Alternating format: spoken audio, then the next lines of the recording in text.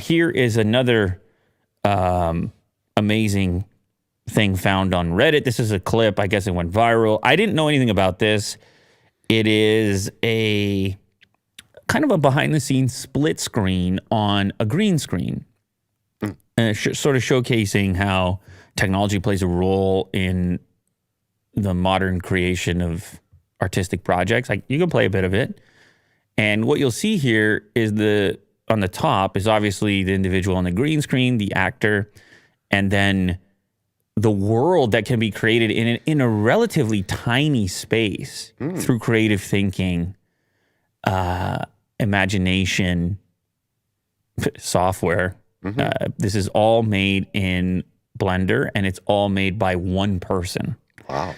Who is funded via Patreon, and this turned into an entire short film project.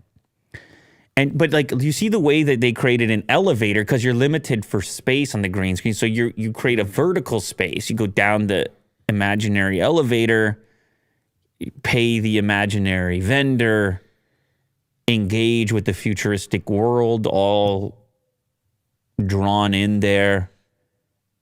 How you... Go ahead, Will. What makes this so immersive, it's very well done, I think, because of the lighting. They have the lighting just right. Like everything kind of makes sense in reflecting of the actress. Yeah. The red light and, It's got to be one of the toughest parts to make it seem realistic. And I watched a bit of the movie. Some people got mad in the Reddit thread. They're like, "This is what's wrong with movies. Is like everything is green screen now." But the clip, I guess, went more viral than the place it was pulled from. Somebody had merged together the behind the scenes and the actual output. But I figured, let's give it a shout out because it's really cool. Ian Hubert.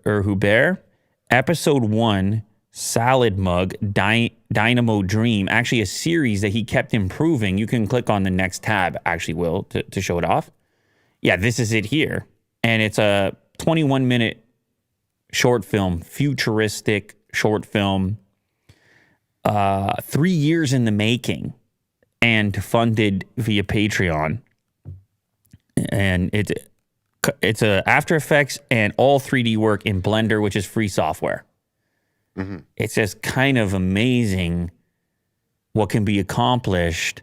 And then when you start to think about it in that sense, you go, okay, well, what other mechanism would this individual have to create a world?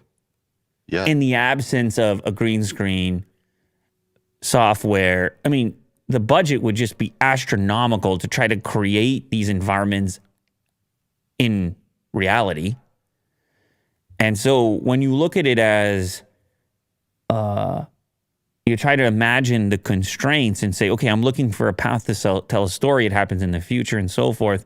You start to really see where technology unlocks those opportunities. Not in the Marvel way, not in the, you know what I'm saying here, Will? On the short film, like lower budget way. Now, granted, can you get it out to the world? It has 3 million views on YouTube. Can you get it out there? Because those marketing machines will make sure you see everything Marvel ever does. Yes. Well, we're going to pump some views into this, right? Well, yeah, I mean, a handful, but you know, it's just amazing to see 3 years of work condensed down. And when I found out that Blender was a free software as well, it all became very interesting to me. But you can see he actually did a talk for Blender over there. Ian Hubert. Look at that. World building in Blender. Cool. Yeah, one man's work. It's quite impressive, a real undertaking.